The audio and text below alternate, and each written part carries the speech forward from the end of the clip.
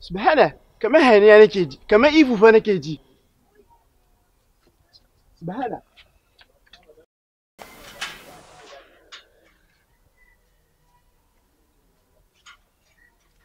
Subhanallah, subhanallah, subhanallah.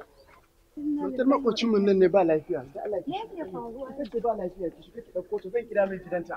Zan kira mai gidanta a waya. Assalamu alaikum. Nebo. Kana ina da Allah kai maza ka zo.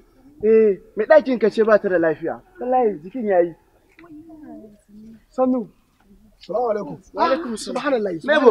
Me faru? Wallahi iyalanka yanzu ina zaune na ji hayaniyanta nace bari in ji su mazan kira ka. To mu je asibiti. Nebo, mu kai ta General Hospital. General kuma? Mana shi ne fi ai. Ba ka da labarin mai girma gwamnan jihar Yobe Honorable Mai Malabuni ya rattaba hannu akan inshorar lafiya mu ma'aikatan gwamnati gaba ɗaya an mana rajista duk lokacin da jinya ya kama mun yi rajista na ɗaura hoton matata da 'ya'yana abu yana kama Allah ya kiyaye zaka ɗauke ta ka kai ta santan da yake daidai da kai a kula da jinyar matarka a bata magani har ya zuwa lokacin da za ta samu sauki. Haba Nebo, haka muke zama da kai?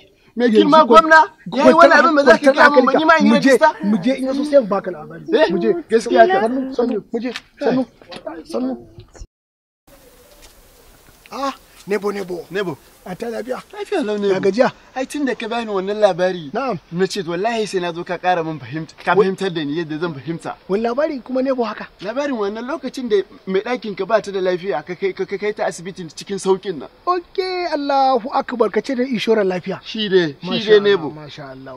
To abin da ka san mu ma'aikatan gwamnati lokacin da gwamna ya rattaba hannu mu aka fara yi wa amma kai a matsayinka na dan kasuwa kai ma kana da daman da zaka iya zuwa ka yi rajista da su maka wa'adin cewa zaka dinga ba da kuɗi a ƙarshen wata ne ko a ƙarshen sati ne kai ma ka cika da hotunan 'ya'yanka makusantanka na jikinka da matarka da 'ya'yanka ta yadda jinya ba fata ba idan ta kama ka nan take zaka garzaya santan da aka ɗaura ma ba tare da kana da kuɗi da baka da shi duk wannan bai taso ba saboda kana ajiyan da ko ta ɓaci ta yadda za a kula da matarka a kula da 'ya'yanka jinyanka ni yanzu ba ga nan ba tun da aka kai matata asibiti har ta dawo in ka ga na cire kuɗi sai dai su yi ruwan da zan sha.